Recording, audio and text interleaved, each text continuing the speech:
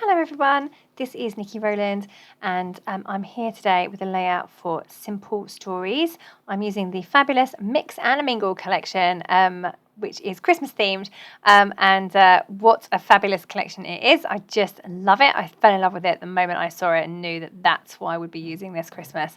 Okay, so I have got this fantastic star paper. Well, when I say I have got, I mean in the Mix and the Mingle collection, obviously, is this fabulous star paper. Now, it's quite a dark colour with the stars, trails, if you like, running all over them. And I just loved it, but using it as a background entirely on its own, I thought might be a bit tricky. So I decided to feature it as a large portion of pattern paper by having a big section over on the right hand side of my layout. So I've torn off a section of that paper, turned it over. It's got the green leaf print on the other side, and then I've distressed the edges and rolled them up a bit and tucked one under the other. So I've made this kind of layered effect onto white card. Now, just even having that small amount of white space on the left hand side of the layout, it just does the job.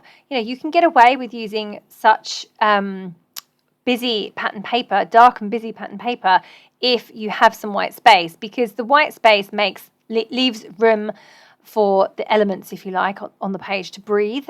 So therefore, I just feel that I used to really struggle with pattern paper and used to always default to white backgrounds, but now I don't. I tend to go for the patterns because I love them so much, I just have to figure out where my white space is going to be, and that white space really does balance things out. So, I mean, look at that. If I just put that directly onto the background, I think it would have got a bit lost.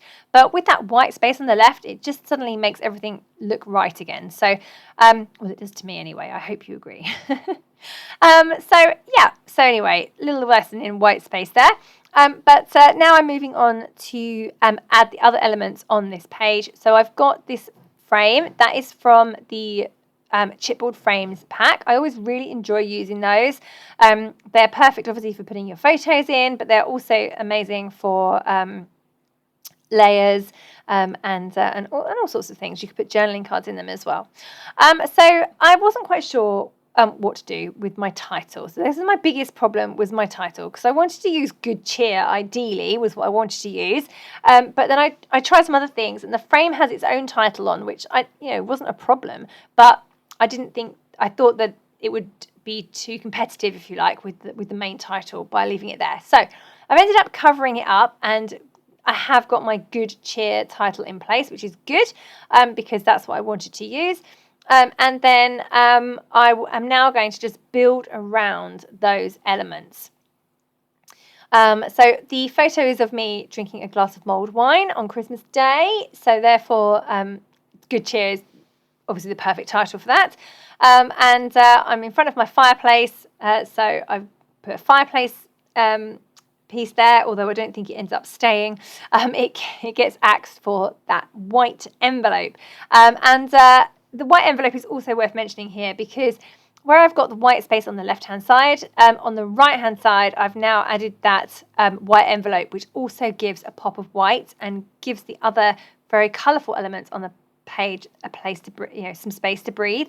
So therefore, that was why that piece of ephemera worked really, really well. Okay, so just going to carry on building up my little clusters. In a moment, I'm going to add a really big element to this page. So I'm just waiting for me to come in and do that. Here it is. So this chipboard frame is so gorgeous, and I really wanted to use it if I could, but I would normally try and start with an element like this rather than try and insert it at this stage. But I didn't start with it, so I'm just adding it now, which is a little bit brave. But it works okay. I'm able to put it in, tuck it under the curves of paper, and it looks like it should be there. It doesn't look like it's oversized because I've only used half of it. It's not all on show. I'm pretty happy with how that's looking, actually. So now that huge element is in place, now I really can carry on embellishing the rest of my layout and putting in all my little bits and pieces. So I'm putting in pieces of ephemera. So I've got those little starbursts. I don't quite know what they actually are, but cute. They may be just decorations. And then Santa's going in. He's a chipboard piece. Poinsettia behind him. That's also chipboard, and adding some snowflakes. I like to have a mix of different sized embellishments. So I've got some big things, some little things, and I go right the way down to tiny, tiny enamel dots as well.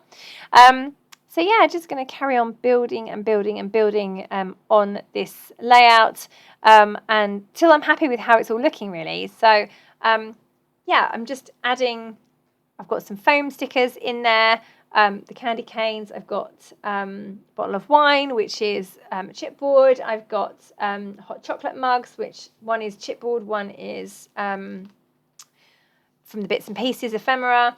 I've got some other foam stickers. So yeah, it's just a case of continuing to build things, build the clusters, build the layers, and until it all looks okay. So I was really struggling with the star, I don't know what they are, the starburst, the decorations in the bottom right. Initially, I loved the piece because it's bright colours and it looks really pretty, but it just wasn't quite working for me in the place that it is. At the moment, it's the bottom right of the white envelope, but it does actually get removed because I just couldn't then put anything on top of it because it was just too busy. So I'm going to save that for another day because it's a really lovely piece of ephemera, but it unfortunately just didn't work quite as well as I was hoping on this layout. So that's going to get moved in just a moment. There we go. You can see that I just took that off of there. And then I'm wondering what something else needs to go there, but I just wasn't quite sure what. So I found these round presents in the ephemera, and they're okay. They're perfect. So I'm going to go with those. Plus, the gifts go really well with Santa. Because obviously he delivers gifts. So I kind of figured that all fits in and works quite well. So there we go. I've made a mess on my lovely blue background there with the foam pads that I used on the original piece, but that's okay. I can get those covered up. No worries. So yeah, I'm just going to add those into place with some foam pads as well. And then that is that corner sorted because it was really bothering me. You know, when something isn't quite right, you keep coming back to it and trying to make it work in a different way, and eventually I got there.